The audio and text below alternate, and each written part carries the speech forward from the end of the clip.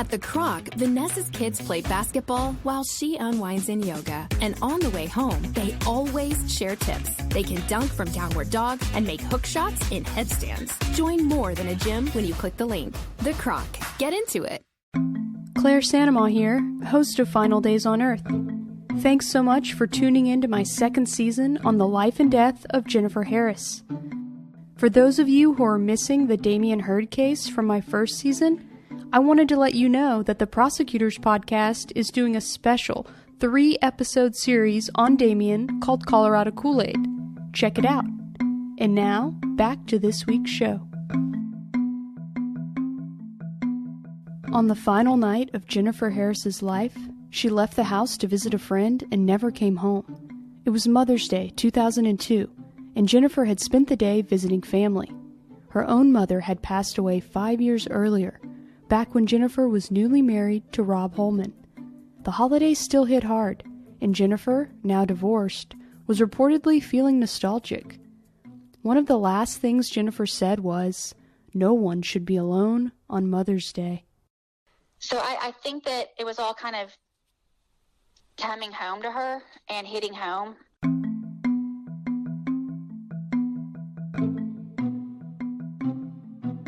From Cold Case Productions, this is Final Days on Earth, Season 2, The Life and Death of Jennifer Harris, Episode 3, Mother's Day. I'm your host, Claire Sanema. Thanks for listening. On our last episode, we left off with Alyssa and Rob's intense conversation at Grandma Mimi's house in Bonham. You know, I said, come in the house, and so he came in, and I could tell he felt really uncomfortable. Rob had shown up uninvited, but wanting to talk. During that conversation, the first details about Jennifer's actions on Mother's Day were starting to be uncovered. She was going to come out to Mom and Dad's to see my mom Mother's Day. But investigators needed more. Needed to go back even further, needed to understand what she did, with whom, and why. And so now we will retrace Jennifer's steps, starting with what she did on Mother's Day. It's May 12th, 2002, and a sleepy Jennifer Harris is getting a late start on this Sunday morning. Jennifer had spent the better part of the weekend in Austin, chaperoning the Bonham High School girls' track meet, before making the 5-hour drive back to her grandmother's house. It's Mother's Day, and Jennifer is having to mark the holiday without her own mom, who died in 1997 from brain cancer. As if that wasn't heavy enough, Jennifer was also dealing with a recent divorce and the loss of her business, Stone Lee Massage and Wellness. The company that she had started with her then-boyfriend, James Hamilton, closed its doors in February after struggling financially. She was depressed because her mom had died, and she threw everything into her business. This is Jennifer's cousin, Susan Bowen, talking to investigators in 2002. And when she threw everything into her business, then she let everything else go. And she said nothing made her happy. Her house, having a new house, redoing it, Rob, nothing. After waking up around 10 a.m., Jennifer made 2 phone calls, one to her dad and one to her ex-husband, Rob Holman. She got real upset because it was Mother's Day. I would come over. This is from Rob's 2002 interview with investigators. So I told her that I couldn't, and I think, or that I wasn't going to. And she hung up and called back. Real upset and said that she was going to, it wasn't right that I was being like that since it was Mother's Day. According to Rob, Jennifer said she wanted to come over to see his mom and dad, but Rob didn't like that idea because his new girlfriend was already going to be there. After Jennifer and Rob divorced in October 2000, Rob had started dating someone new in Bonham, Sarah Beth Ruffner. But that new relationship hadn't stopped old habits. Investigators had already noted Rob's number in Jennifer's phone records from Mother's Day, and in his interview with police, Rob admitted that his continued contact with Jennifer had created conflict with his girlfriend. We'd see each other about every 2 weeks. Pretty much by what I'm hearing and seeing, she wanted to get back with you. Oh, she did. She has ever since we split up. Phone calls, and, the whole 9 yards. In fact, Rob told police that on Mother's Day, he specifically left the house to go driving around to avoid the chance of a confrontation with Jennifer at Sarah Beth's house, where he was now living. Kind of scared Jennifer to show up over there for a confrontation. I didn't want it. She's done that several times before. Rob wasn't only worried about a confrontation, he was worried he'd get caught in his infidelity. Does Sarah Beth, does she know about the baby? Baby. What baby? No. What we're gonna know. I wasn't going to. It wasn't mine. Wasn't yours. No. The audio quality isn't great here, so let me walk you through what we just heard. In Detective Kelly Warren's interview with Rob, he asks him point blank, "Does Sarah Beth know about the baby?"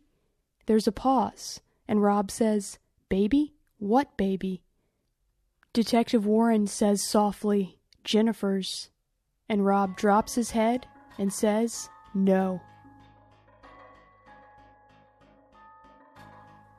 Here again is Rob's girlfriend, Sarah Beth, talking to investigators about what she understood to be the extent of Rob and Jennifer's friendship. He said that, Jennifer and he tried to maintain a friendship, that it had been, pretty rocky road. But I remember him saying this specific thing. I don't want you to get upset if you hear from someone that, they saw me talking to her at Walmart. Because, we have a pretty long past together, and, I was understanding about it. I didn't always like it, but I never questioned that. I questioned, and I feel so guilty saying this, but I questioned her motives for calling. And Sure. she would come over and knock on the door for a long time, and I just never did answer it. Investigators continued this line of questioning. Let me ask you a question straight up. Did she ever say she's going to be your girlfriend? Say that she was going to go over there? Let her know that she's pregnant with your kid. Oh, yeah. When did she say that? Oh, from the get-go, she'd say that. In case you didn't catch that, in Rob's police interview, he said that Jennifer repeatedly told him she was going to go to Sarah Beth's house and tell her about the baby. This is from Sarah Beth's 2002 interview with investigators. Your boyfriend is who? Rob Holman. Okay. And his full name is Robert, right? Mm-hmm. Robert Hellman. Okay. Rob lives with you, is that correct? Yeah. Sarah Beth is emotional from the start of the interview, and you can hear it in her voice. So, tell me what happened on Mother's Day. Mother's Day, I went to church with my family, my immediate family. And then I came back to my house. And then we went to Rob's family's house, his mom and dad's house. We stayed out there for a few hours. Rob told investigators that he made it clear over the phone to Jennifer that she was not welcome at his family gathering. I told her I didn't want her to, it's, I have a girlfriend out there, and I just don't like the situation there. That was pretty much the gist of the conversation. But investigators wondered if there was more to Rob and Jennifer's conversation that day. They did talk on the phone for approximately an hour. This is Daryl Parker, a former investigator with the Fannin County Sheriff's Office who once worked on Jennifer's case. During that conversation, according to him, she wanted him to spend some time with her. She wanted to go visit his parents because she had a long relationship with them as well. Back in 2002, Rob told investigators that while he'd moved in with his new girlfriend Sarah Beth, he still had a soft spot for his ex-wife Jennifer. I'll always love her, but it's just one of those love her but can't live with a person type of deal. Rob didn't share any more details of his hour-long conversation with Jennifer when he spoke with investigators. So according to Rob Holman, that's the last time he ever talked to Jennifer Harris, was during that phone call. With Jennifer unwelcome at Rob's family gathering, she spent time with her grandmother and other relatives. Meanwhile, Rob and his girlfriend Sarah Beth visited his parents and hers in the Bonham area. Jennifer's grandmother told investigators that Jennifer said, "No one should be alone on Mother's Day." Around 1 p.m., Jennifer went to the mall with her grandmother and they had a late lunch at the Catfish King together. Jennifer's sister Alyssa remembers trying to reach her on multiple occasions, but Jennifer was always out and about. And I did a few times try to get in touch with her.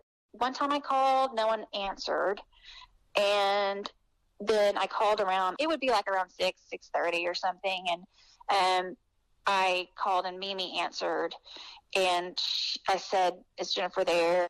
Mimi is what the girls called their grandmother.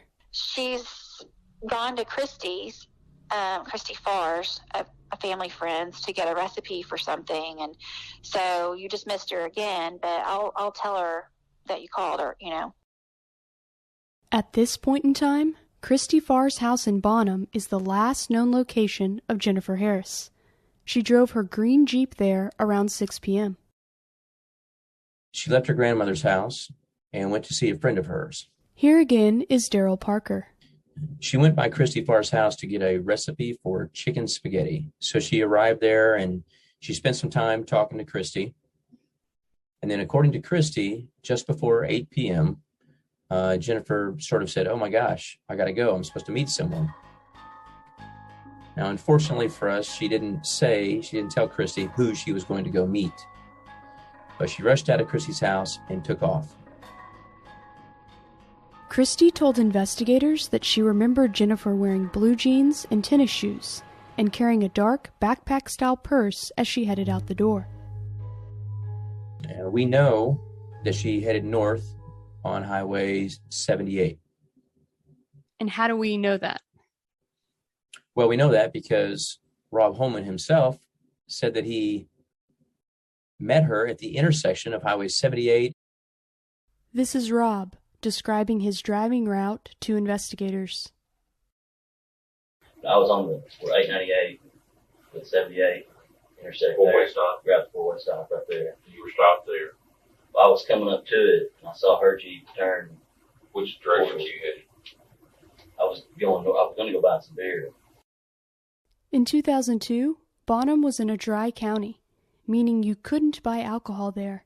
The quickest way to get beer would be to drive north into Oklahoma, across the Red River. Daryl Parker wanted to understand what time Rob would have seen Jennifer's Jeep at the Highway 78 intersection in Bonham, before he allegedly went to go buy beer. A lot of times when you talk about these things and you're trying to put things into order, sometimes you have to work backwards. You know, you hit an established point where we know this happened at this time, then you have to backtrack from there.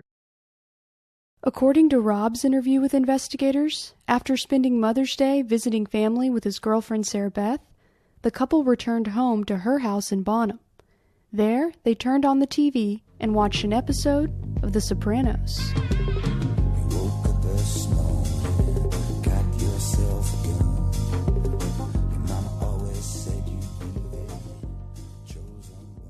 On May 12, 2002, HBO aired a rerun of the Pine Barrens episode of The Sopranos at 7 p.m. If you're a television buff, you'll recognize that name because it's widely considered one of the greatest episodes ever made.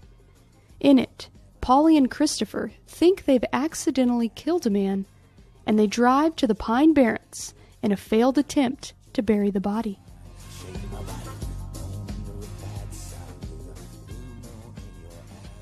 And The Sopranos show got over at 8 p.m. And according to both Rob Holman and Sarah Beth Ruffner, after the show ended, Rob Holman went out driving. The audio here is a little rough, but this is Rob confirming that he went out driving. Went out riding around like I always do. In case you didn't catch that, Rob said, "I went out riding around like I always do." Interestingly, around 8 p.m. is the same time that Jennifer's friend Christy remembered her leaving the house to go meet someone. According to Christy, just before 8 p.m., Jennifer sort of said, "Oh my gosh, I got to go. I'm supposed to meet someone." How confident are you on what happens after she says, "Oh my gosh, it's almost 8 o'clock. I've got to go"? Well, just given the time frame, he comes to the intersection of 78 and this crossroad. It was the old airport road. And he sees Jennifer approach the intersection in her green Jeep, and she turns right onto the road that leads to County Road 2610. And he says that once she turned right to go that way, he wanted to avoid her, so he turned left. If Rob truly did avoid Jennifer on Mother's Day is a topic of great interest in this investigation. You know, they had a pretty lengthy, significant conversation that morning where Rob Holman himself said she wanted him to come spend time with her. And just by coincidence, that evening, she goes to meet somebody. The fact that Jennifer and Rob had continued to see each other after their divorce had largely been kept a secret. She didn't want anyone in our family or anyone involved knowing the things that she did. So everything was Jennifer's little kept secret as long as it was. This is Jennifer's cousin, Susan Bowen, in a 2002 interview with investigators. I know they still saw each other while they were separated. I think their divorce drug out like a year. I can't remember exactly, but it took a long time. So anyway, they ended up getting their divorce. She told me off and on that she still saw him, and I heard it, from different people, but that was just hearsay at the time. Also in question was the validity of Jennifer's pregnancy as a whole. On May 12, 2002, what we can put together is that we don't know whether or not Jennifer was pregnant, but we do know that she believed that she was pregnant. According to Jennifer's good friend Jill, Rob was not pleased that Jennifer was claiming to be pregnant with his child. Didn't want to be a dad. Never planned on being a dad. Couldn't understand why they had never done this.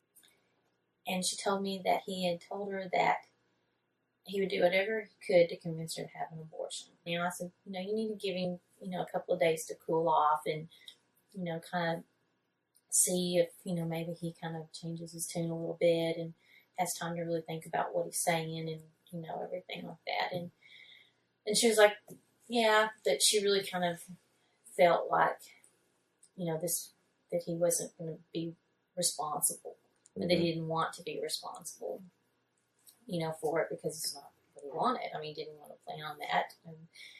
And it would really kind of mess up things with his girlfriend. And if he had to tell her, and just obvious reasons why that would be an inconvenience. Despite the difficulty, Jill said that Jennifer still expected Rob to come clean about their relationship and the pregnancy. She was trying to give Rob time to tell his family. Not so much, like his girlfriend, but she told me that he was supposed to be telling his parents pretty soon or something. And that she told him that she would give him time to, tell a few people so that they didn't hear it, his family didn't hear it through the grapevine that, he was going to be a dad.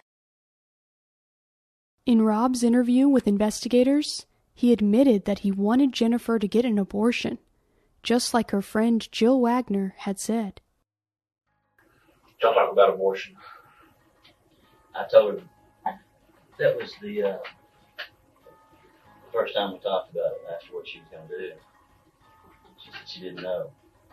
And, so I said, how are you going to take care of a baby? You don't have a job. You don't have income. So I told her that if she wanted to have an abortion, I'd pay for an abortion. Yeah, you not being a father, why would you pay for the abortion? To keep her from saying that it was mine. As far as Jill knew, Jennifer had recently told Rob that she'd made a big decision about her pregnancy. The last she told Rob was that, she wasn't going to have an abortion and that she was going to have the baby, whether he liked it or not, basically, and that he needed to... That was the last time she talked to him that you know of? I think so. While that may have been one of the last times Jennifer actually spoke to Rob, it wasn't the only time she'd tried to contact him. And then I know that she called the house where they live. One of the last times I talked to her, she said she and Sarah Beth had kind of had words because she was calling the house, and sure. Obviously, Sarah Beth was like, "You don't have any business calling here. This is my house, and you don't need to have there's nothing you need to be calling him about or for." And from her side, that's true. That she didn't know all the other circumstances that were lying around and why she was needing to talk to Rob or why she felt it necessary to talk to him. And Jennifer told her, I guess, kind of that she could call him anytime she wanted, and that... When was that? When was the last time you talked, Jennifer? I want to say, I guess the week she came back from her sisters from Boston. I want to say like Monday, Tuesday-ish. This would have been May 6th or 7th, about 5 days before Jennifer disappeared on Mother's Day.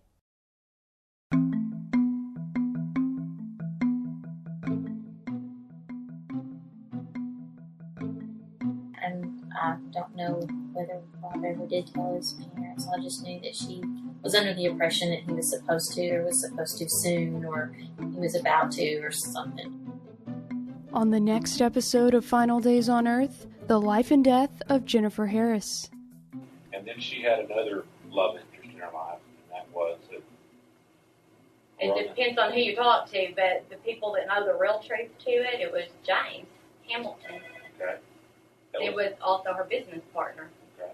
She was still carrying on this thing with Rob behind James's back, which I knew, but I couldn't tell James. I would tell her, I would say, Jennifer, this isn't right what you're doing. I said, you've got to figure out what you want. And if Rob's happy, leave it alone. And she said, I know he still loves me. Investigators call in the two main persons of interest. When someone disappears, that's kind of the first thing you have to look at, who would benefit from their disappearance. I'm just real worried and scared because I know that I don't have anybody to say where I was at that night.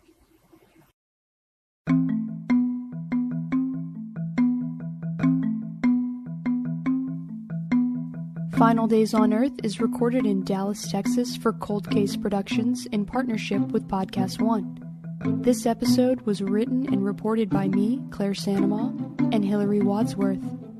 Audio production by Matthew Mallinger of Podcast One. Original theme music composed and performed by Riley Simmons. Associate producer is April Scales. Editorial consultant is Lucy Scott of lucymedia.com. Executive producers are Sharon Richards and me,